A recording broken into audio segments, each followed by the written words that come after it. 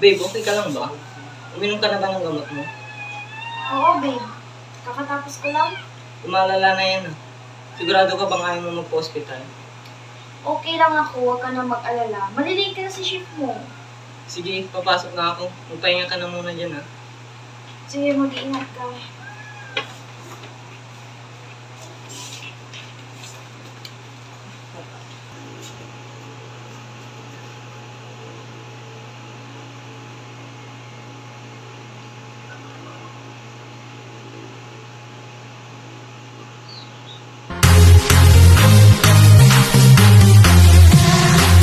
Dito ka ya. Yo! Yo! Stop, Joe!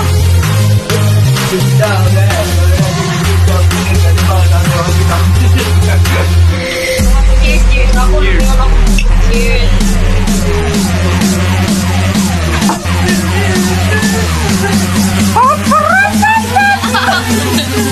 Ay na!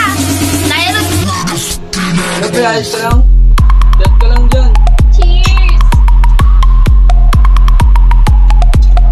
Pre, wala na ako. Sige, mag-ingat ka dyan.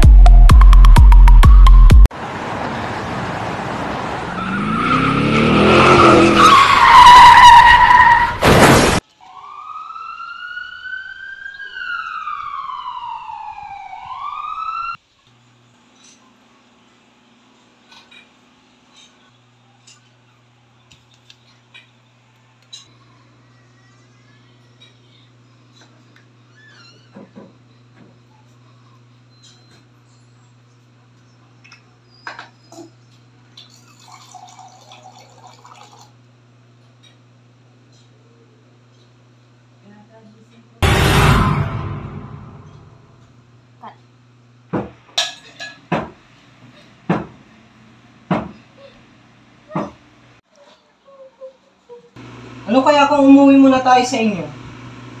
Para makapagpahinga ka doon. Maglilib muna ako sa trabaho.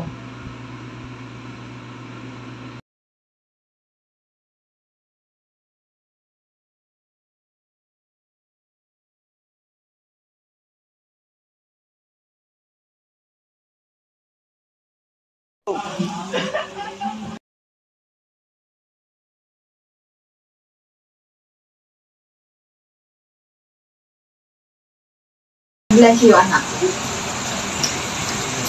God bless you. Tita, huwag niyo po sanang mamasamain.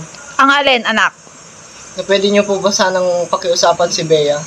Dahil lumalala na yung sintomas ng sakit niya.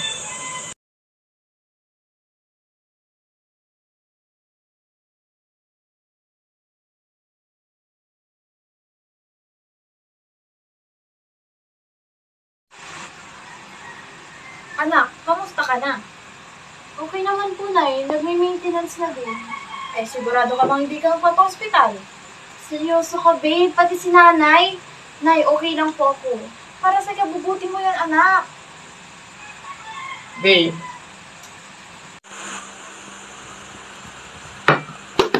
Kinakausap ka ng nanay mo, Bea! Napapadalas na kasi yung kwento mo sa akin na may... Na may ano? Na may nakikita ako? Baliw na patingin niyo sa akin? Hospital ba o mental hospital? Bea! Hindi sa ganoon, babe, pero... Hindi mo man lang naitanggi, babe.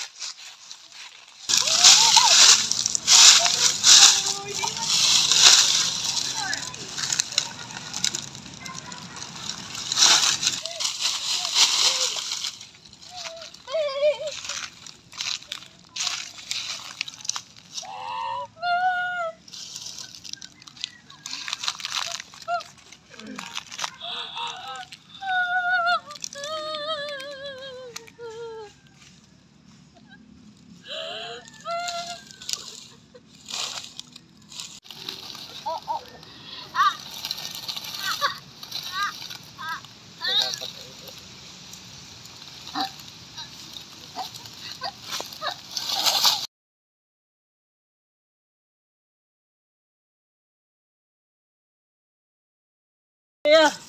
Bea, anong nangyari sa'yo? Bea! Bea! Carlo! Carlo, gising!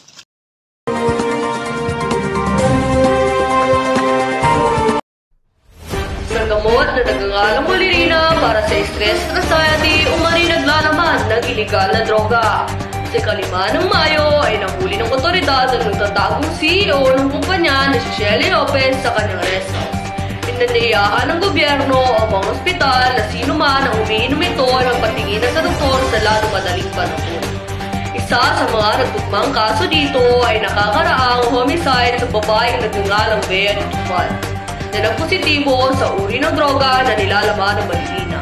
Isa sa mga epekto ng gamot nito ay tinatawag na delirium, kung saan ay may nakikita ang tao na kung anong bagay. Sa ilalim ng impluwensya nito ay napatay niya ang kanyang ina.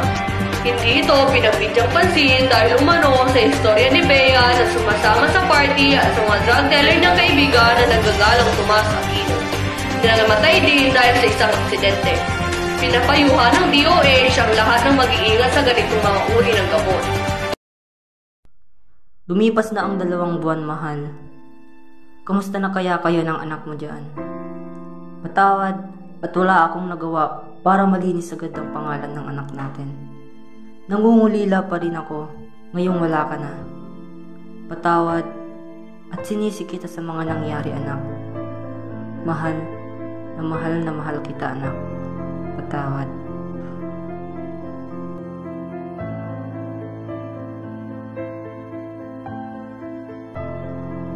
Babe, Bea, kung nasan ka man ngayon, sana malaman mo na hindi ako nagduda na hindi mo ginusto ang mga nangyari.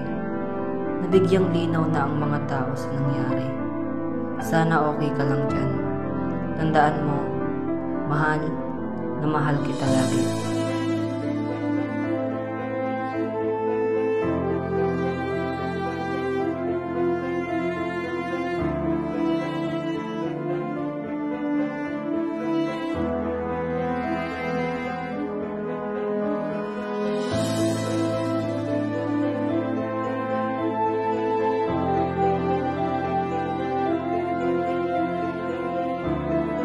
Mahal kong nanay, tatay at Carlo.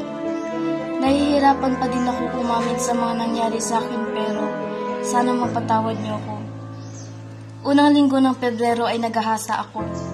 Itinago ko ito hanggang sa makakaya ko pero hindi kaya ng damdamin ko na magpalaki ng bata na hindi ko tanggap at mahal. Hindi pa ako handa.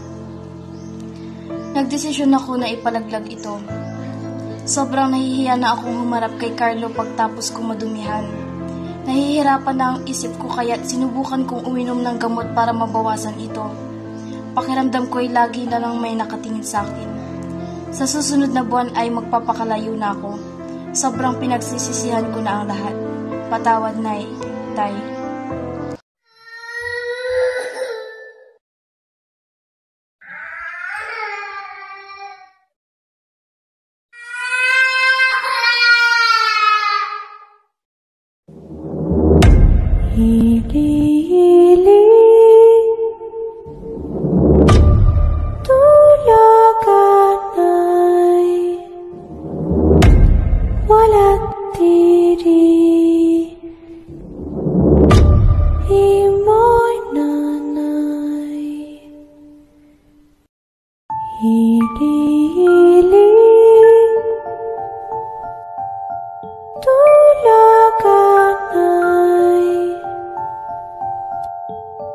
ولا الديري